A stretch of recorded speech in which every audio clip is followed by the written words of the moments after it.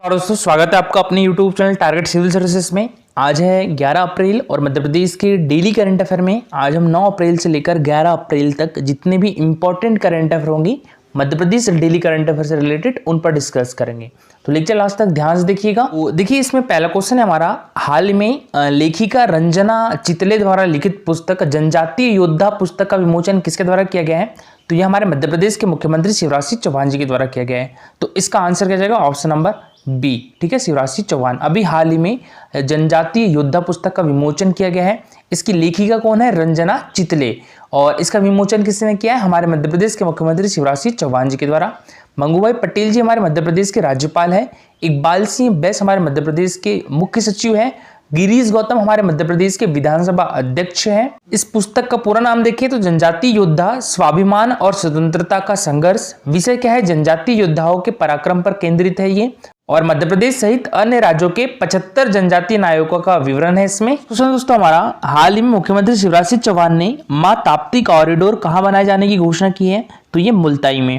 तो इसका आंसर हो जाएगा ऑप्शन नंबर बी। ठीक है, अभी हाल ही में हमारे मध्य प्रदेश के मुख्यमंत्री शिवराज सिंह चौहान जी के द्वारा मां ताप्ती कॉरिडोर कहां बनाए जाने की घोषणा की है? मुल्ताई में। और मुल्ताई किस डिस्ट्रिक्ट में है? तो ये बैतूल डिस्ट्रिक्ट में है। ठीक है, और यहाँ से ही ताप्ती नदी का उद्गम स्थल है। तो देखिए यहाँ पर अगर हम मैप में देखें तो ये है बैतूल डिस्ट्रिक्ट और यहाँ पर ये है मुल्ताई, यहीं से ताप्ती नदी निकलती है। ठीक है, और ताप्ती नदी हमारे देश के 3 राज्यों से होकर प्रवाहित होती है। कौन कौन से? एक तो हमारा मध्य प्रदेश और एक यहाँ से निकलती है महाराष्ट्र, उसके बाद जाती है गुजरात में और वहां पर खंबात की खाड़ी में गिर जाती है। ताप्ती नदी की लंबाई की बात करें हम तो इसकी लंबाई है 724 किलोमीटर। ठीक है, इसकी लंबाई कितनी है? 724 किलोमीटर है। और इसकी सहायक नदियां कौन कौन सी है? तो पूर्णा नदी है, गिरना नदी है, बोरी नदी है, बांजरा नदी है, अमरावती नदी है और अरुणवती नदी भी इसकी सहायक नदी है। ताप्ती नदी पर बांध की बात करें तो देखिए बैतूल में एक ताप्ती नदी पर बांध है, उसका नाम क्या है? पारसडोह बांध। ठीक है, पारसडोह बांध कहां पर है? तो ये बैतूल डिस्ट्रिक्ट में है। और किस नदी पर है? तो ताप्ती नदी पर है। और देखिए ताप्ती नदी पर ही एक हुटनूर बांध है जो कि महाराष्ट्र में है। ठीक है, तो हुटनूर बांध कहां पर है? महाराष्ट्र में है, ताप्ती नदी पर है। और उकाई परियोजना भी ताप्ती नदी पर ही है। उकाई परियोजना का संबंध किस राज्य से है? तो गुजरात से है। ठीक है, तो याद रखिएगा, इंपॉर्टेंट है, काफी बार उकाई परियोजना के बारे में पूछ लिया गया है। उकाई परियोजना कहां पर है? तो गुजरात में है। किस नदी पर है? तो ये ताप्ती नदी पर है। और देखिए हमारे मध्य प्रदेश में 3 ऐसी नदियां हैं जो कि पूर्व से पश्चिम की ओर बहती है। ठीक है, कौन कौन सी? एक तो ताप्ती नदी, एक ये नर्मदा नदी हो गई, ये भी पूर्व से पश्चिम की ओर होती है जो कि हमारे मध्य प्रदेश की जीवन रेखा कहलाती है। ठीक है, तो हमारे मध्य प्रदेश की जीवन रेखा कौन सी नदी है? तो ये है मां नर्मदा। और इसका उद्गम स्थल कहां पर है? तो ये अमरकंटक से निकलती है और अमरकंटक हमारे मध्य प्रदेश के अनूपपुर डिस्ट्रिक्ट में है। और हमारे देश के 3 राज्यों मध्य प्रदेश, महाराष्ट्र व गुजरात से होते हुए खंबात की खाड़ी में जाकर गिर जाती है। मां नर्मदा नदी की लंबाई कितनी है? तो ये 13-12 किलोमीटर है। ठीक है, इसकी लंबाई कितनी है? 13-12 किलोमीटर है। और हमारे मध्य प्रदेश में इसकी लंबाई कितनी है? तो 1077 किलोमीटर है। और नर्मदा नदी भी पूर्व से पश्चिम की ओर बहती है। और एक नदी कौन सी है जो पूर्व से पश्चिम की ओर बहती है? तो वो है माही नदी। ठीक है, माही नदी का उद्गम स्थल किस जिले से निकलती है ये? तो ये धार डिस्ट्रिक्ट से निकलती है। ठीक है, धार डिस्ट्रिक्ट के मिंडा गांव से निकलती है। और देखिए माही नदी जो है वो कर्क रेखा को 2 बार काटती है। ठीक है, तो इंपॉर्टेंट है, याद रखिएगा, कर्क रेखा को 2 बार काटने वाली नदी कौन सी है? तो माही नदी है। तो अब जितनी भी नदियां हैं, ज्यादातर नदियों की बात करें हम तो वो उत्तर की ओर प्रवाहित हो रही है ना। तो देखिए यहाँ पर चंबल नदी भी उत्तर की ओर प्रवाहित हो रही है, बेतवा नदी भी उत्तर की ओर प्रवाहित हो रही है और केन नदी भी उत्तर की ओर प्रवाहित हो रही है। और केन बेतवा लिंक परियोजना का संबंध किन 2 राज्यों से है? तो ये मध्य प्रदेश और उत्तर प्रदेश से है। मोस्ट इंपॉर्टेंट है, याद रखिएगा। और यहाँ सोन नदी की बात करें तो ये भी उत्तर की ओर प्रवाहित हो रही है। और सिंध नदी भी उत्तर की ओर प्रवाहित होती है। और टोन्स यानी तमसा नदी भी उत्तर की ओर प्रवाहित होती है। तो ज्यादातर नदियां हमारे मध्य प्रदेश में उत्तर की ओर प्रवाहित होती है। नेक्स्ट क्वेश्चन दोस्तों हमारा, देखिए मध्य प्रदेश का पहला परमाणु पावर प्लांट किस जिले में स्थापित किया जाएगा? तो ये मंडला डिस्ट्रिक्ट में स्थापित किया जाएगा। मंडला जिले के चुटका में स्थापित किया जाएगा। तो इसका आंसर क्या जाएगा? Option number D. ठीक है, मोस्ट इंपॉर्टेंट क्वेश्चन है, याद रखिएगा। तो देखिए अभी हाल ही में केंद्र सरकार के द्वारा हमारे देश के 4 राज्यों में 10 परमाणु पावर प्लांट स्थापित किए जाने की घोषणा की है। कौन कौन से राज्य? एक तो हमारा मध्य प्रदेश, हरियाणा, राजस्थान और कर्नाटका। इन 4 राज्यों में 10 परमाणु पावर प्लांट स्थापित किए जाएंगे, जिसमें से एक हमारे मध्य प्रदेश में भी स्थापित किया जाएगा। कहां पर? मंडला के चुटका में। तो देखिए, मंडला जिले के चुटका में बनने जा रहे मध्य प्रदेश के पहले परमाणु बिजली संयंत्र को सभी जरूरी अनुमतियां मिल गई है और केंद्र सरकार के द्वारा 4 राज्यों में स्वीकृत 10 परमाणु रिएक्टरों में से एक रिएक्टर चुटका में बनेगा और ये रिएक्टर 2031 तक स्थापित हो जाएंगे। इन पर 1.50 लाख करोड़ रुपए की लागत आएगी। और देखिए, लोकसभा में केंद्रीय परमाणु ऊर्जा और अंतरिक्ष राज्य मंत्री जितेंद्र सिंह ने यह जानकारी दी है। उन्होंने कहा है कि सरकार ने परमाणु रिएक्टरों की स्थापना के लिए सार्वजनिक क्षेत्र के उपकरणों या विशेष सरकारी एजेंसियों को जिम्मेदारी दी गई है और सरकार ने फ्लीट मोड में 700 मेगावाट के 10 स्वदेशी हैवी वाटर रिएक्टर्स के लिए प्रशासनिक और वित्तीय स्वीकृति प्रदान कर दी है। चुटका के अलावा बाकी परमाणु रिएक्टर कर्नाटक के उत्तर कन्नड़ जिले के कैगा, राजस्थान के बांसवाड़ा जिले के माही, हरियाणा के फतेहाबाद जिले के गोरखपुर गांव में स्थापित किए जाएंगे। और केंद्र सरकार के परमाणु ऊर्जा विभाग के अधीन काम करने वाला nuclear power corporation of India Chutka गांव में 700 मेगावाट विद्युत उत्पादन क्षमता के दो न्यूक्लियर प्लांट स्थापित करेगा। इनसे कुल 1400 मेगावाट बिजली पैदा होगी। केंद्र और मध्य प्रदेश सरकार के बीच हुए करार के मुताबिक इस प्लांट में पैदा होने वाली 50% बिजली राज्य को मिलेगी, जबकि 50% सेंट्रल पूल में जाएगी। नेक्स्ट क्वेश्चन है हमारा, मनरेगा योजना के क्रियान्वयन में मध्य प्रदेश को देश में कौन सा स्थान प्राप्त हुआ है? तो ये 4th स्थान प्राप्त हुआ है। ठीक है, 4था स्थान प्राप्त हुआ है। तो इसका आंसर क्या जाएगा? ऑप्शन नंबर डी, 4था स्थान। देखिए, बात करें हम यहाँ पर मनरेगा की। ठीक है, तो इसकी फुल फॉर्म क्या होती है? Mahatma Gandhi national rural employment guarantee act 2005।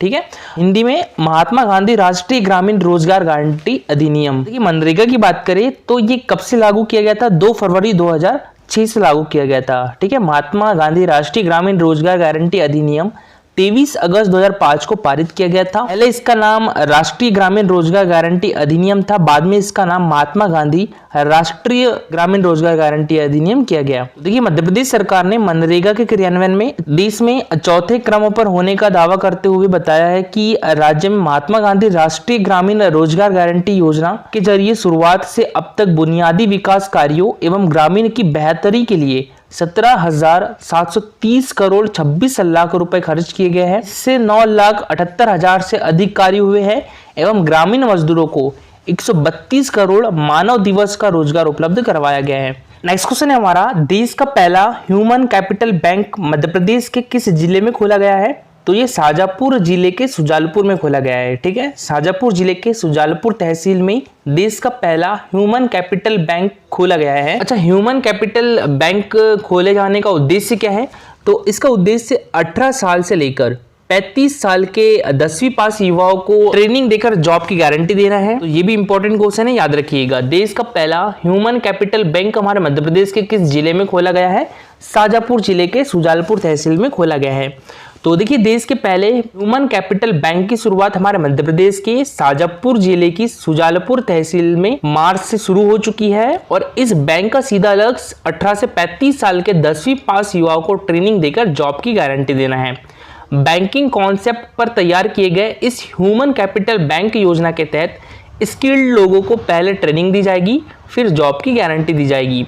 State open school board के द्वारा शुरू किए गए देश के पहले ह्यूमन कैपिटल बैंक का केंद्र सरकार की ग्रीन जॉब काउंसिल और हैंडीक्राफ्ट एंड कॉर्पोरेट काउंसिल के साथ करार कर बनाया गया है और इसे सार्वजनिक बैंकों के साथ ही गठबंधन कर संचालित किया जाएगा। इस ह्यूमन कैपिटल बैंक में एडमिशन लेने के लिए मापदंड 10वीं पास तथा उम्र 18 से 35 वर्ष के बीच रखी गई है। नेक्स्ट क्वेश्चन है हमारा, मछुआ क्रेडिट कार्ड बनाने में मध्य प्रदेश को देश में कौन सा स्थान प्राप्त हुआ है? तो ये प्रथम स्थान प्राप्त हुआ है। तो इसका आंसर हो जाएगा ऑप्शन नंबर ए। मछुआ क्रेडिट कार्ड बनाने में हमारे मध्य प्रदेश को पहला स्थान प्राप्त हुआ है। तो देखिए, मछुआरों के किसान क्रेडिट कार्ड बनाने में देश भर में मध्य प्रदेश पहले नंबर पर है और अभी तक 75,000 से ज्यादा मछुआरों के केसीसी बनाए जा चुके हैं। और यह जानकारी प्रमुख सचिव मत्स्य पालन कल्पना श्रीवास्तव ने देते हुए बताया है कि मछुआरों के आर्थिक सुदृढ़ीकरण के लिए किसान क्रेडिट कार्ड योजना से 100% मछुआरों को जोड़ा जा रहा है। और देखिए ये भी इंपॉर्टेंट क्वेश्चन है, अभी हाल ही में महाराष्ट्र साहित्य अकादमी का सबसे बड़ा सम्मान कौन सा है? महाराष्ट्र भारती सम्मान है। तो ये अभी हाल ही में विकास दवे को प्रदान किया गया है। ठीक है, तो आपको बताना है कि जो विकास दवे जी है ये हमारे मध्य प्रदेश के किस अकादमी के निदेशक है? मध्य प्रदेश साहित्य अकादमी के निदेशक है। ठीक है, तो इसका आंसर क्या हो जाएगा? ऑप्शन नंबर ए। अभी हाल ही में हमारे मध्य प्रदेश के साहित्य अकादमी के निदेशक विकास दवे को महाराष्ट्र साहित्य अकादमी का सबसे बड़ा सम्मान महाराष्ट्र भारती सम्मान से सम्मानित किया गया है। और देखिए अभी हाल ही में जो विकास दवे जी हैं इनको केंद्रीय साहित्य अकादमी का सदस्य भी नियुक्त किया गया था। ठीक है, तो ये भी याद रखिएगा, कुछ ही दिन पहले अभी विकास दवे को केंद्रीय साहित्य अकादमी का सदस्य भी बनाया गया है। और बात करें मध्य प्रदेश साहित्य अकादमी की, तो इसकी स्थापना कब की गई थी? ये 1954 में की गई थी। मध्य प्रदेश साहित्य अकादमी की स्थापना कब की गई थी? ये 1954 में की गई थी। और इसका मुख्यालय कहाँ पर है? तो ये भोपाल में है। ठीक है, बात करें मध्य प्रदेश कालिदास एकेडमी की, तो ये हमारे मध्य प्रदेश के उज्जैन डिस्ट्रिक्ट में है। ठीक है, मध्य प्रदेश कालिदास एकेडमी जो है मध्य प्रदेश के उज्जैन डिस्ट्रिक्ट में है। और इसकी स्थापना कब की गई थी? 1978 में की गई थी। ठीक है, मध्य प्रदेश कालिदास एकेडमी की स्थापना 1978 में की गई थी।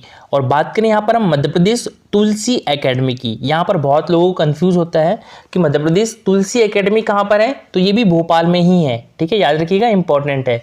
मध्य प्रदेश तुलसी एकेडमी जो है वो भी भोपाल में ही है और इसकी स्थापना 1987 में की गई थी। मध्य प्रदेश तुलसी एकेडमी की स्थापना 1987 में की गई थी। और मध्य प्रदेश तुलसी एकेडमी कहाँ पर है? तो हमारे मध्य प्रदेश की राजधानी भोपाल में है। और तुलसी संग्रहालय कहाँ पर है? तो वो सतना डिस्ट्रिक्ट के चित्रकूट में है। ठीक है, याद रखिएगा। तुलसी संग्रहालय की बात करें तो ये मध्य प्रदेश के चित्रकूट में है। और मध्य प्रदेश तुलसी एकेडमी की बात करें तो ये भोपाल डिस्ट्रिक्ट में है। दोनों याद रखिएगा। ठीक है, बहुत लोगों को कंफ्यूज होता है। और मध्य प्रदेश संस्कृत एकेडमी की बात करें तो मध्य प्रदेश संस्कृत एकेडमी जो है ये भोपाल डिस्ट्रिक्ट में है। ये भी इंपॉर्टेंट है, याद रखिएगा। मध्य प्रदेश संस्कृत एकेडमी कहाँ पर है? तो ये भोपाल डिस्ट्रिक्ट में है।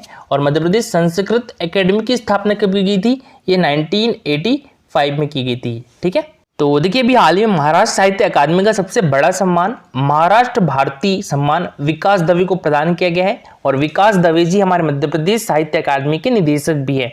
और इनको पुरस्कार राशि में 1 लाख रुपए की सम्मान राशि भी प्रदान की गई है। नेक्स्ट क्वेश्चन है हमारा, देश का पहला जियोलॉजिकल म्यूजियम हमारे मध्य प्रदेश के किस जिले में बनाया जा रहा है?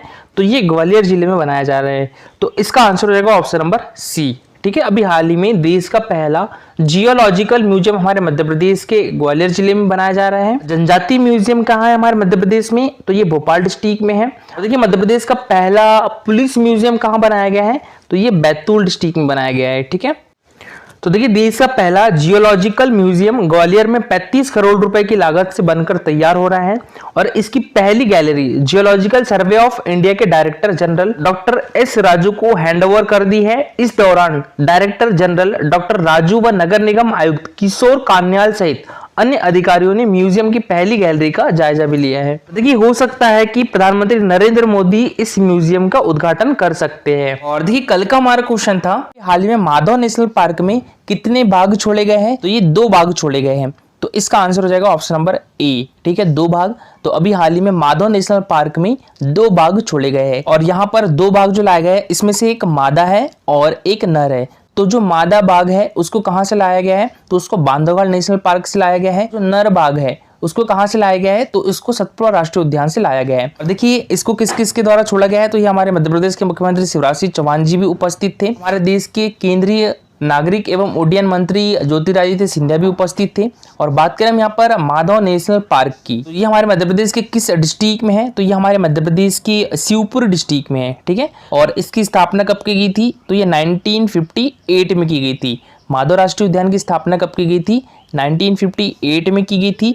और देखिए यह राष्ट्रीय उद्यान जो है ये NH46 पे है। याद रखिएगा, इंपॉर्टेंट फैक्ट है ये, NH46 पे है। और NH46 हमारे मध्य प्रदेश का सबसे लंबा राष्ट्रीय राजमार्ग है। ठीक है, कहाँ से कहाँ तक है? तो ये ग्वालियर से लेकर बैतूल तक है, ये याद रखिएगा। और देखिए हमारे मध्य प्रदेश में कितनी रामसर साइट है? 4 रामसर साइट है। तो इसमें से जो एक रामसर साइट है वो माधव नेशनल पार्क में भी है। कौन सी रामसर साइट? साख्य सागर झील। ठीक है, तो याद रखिएगा 4 रामसर साइट कौन कौन सी हमारे मध्य प्रदेश में? एक तो भोज वेटलैंड है, भोपाल में है। एक है साख्य सागर झील माधव नेशनल पार्क में है, और 2 है एक यशवंत सागर और एक सिरपुर तालाब। ये कहाँ पर है? ये इंदौर में है। और हमारे देश में कितनी रामसर साइट है? तो ये 75 रामसर साइट है। और देखिए अभी हाल ही में हमारे मध्य प्रदेश में 17 सितंबर 2022 को नामीबिया से कितने चीते लाए गए थे? तो ये 8 चीते लाए गए थे। ठीक है, देखिए अभी बाघ छोड़े गए हैं। कहाँ पर? माधव नेशनल पार्क में बाघ छोड़े गए। अभी मैं चीते की बात कर रहा हूँ। तो कूनो पालमपुर राष्ट्रीय उद्यान में 8 चीते छोड़े गए थे। कहाँ से लाए गए थे ये? तो ये नामीबिया से लाए गए थे। ठीक है, कब लाए गए थे? तो 17 सितंबर को लाए गए थे। और 12 चीते कहाँ से लाए गए हैं? तो ये साउथ अफ्रीका से लाए गए। कब लाए गए थे? तो ये 18 फरवरी को लाए गए थे। ठीक है, तो ये भी याद रखिएगा। प्रोजेक्ट चीता की शुरुआत कहाँ से की गई है हमारे मध्य प्रदेश में? तो ये कूनो पालमपुर राष्ट्रीय उद्यान से ही की गई है। कब? 17 सितंबर 2022 से। कूनो राष्ट्रीय उद्यान कहाँ पर है? तो ये श्योपुर डिस्ट्रिक्ट में है। ठीक है, कूनो राष्ट्रीय उद्यान कहाँ पर है? श्योपुर डिस्ट्रिक्ट में है। और माधव राष्ट्रीय उद्यान कहाँ पर है? तो ये शिवपुरी डिस्ट्रिक्ट में है। और देखिए हमारे मध्य प्रदेश को लेपर्ड स्टेट यानी तेंदुआ स्टेट भी कहा जाता है, और हमारे मध्य प्रदेश को बाघ स्टेट भी कहा जाता है। बाघ की बात करें तो हमारे मध्य प्रदेश में बाघों की संख्या कितनी है?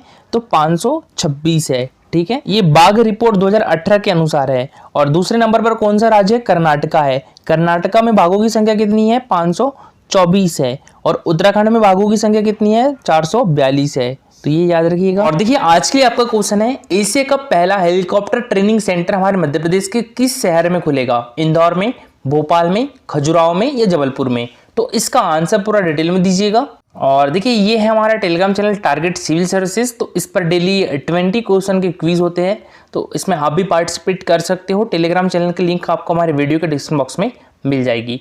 और दोस्तों लेक्चर अच्छा लगा हो तो लाइक और शेयर जरूर करिएगा। अगर आप इस चैनल पर नए हो तो सब्सक्राइब भी कर लीजिए। Thank you so much for watching this video.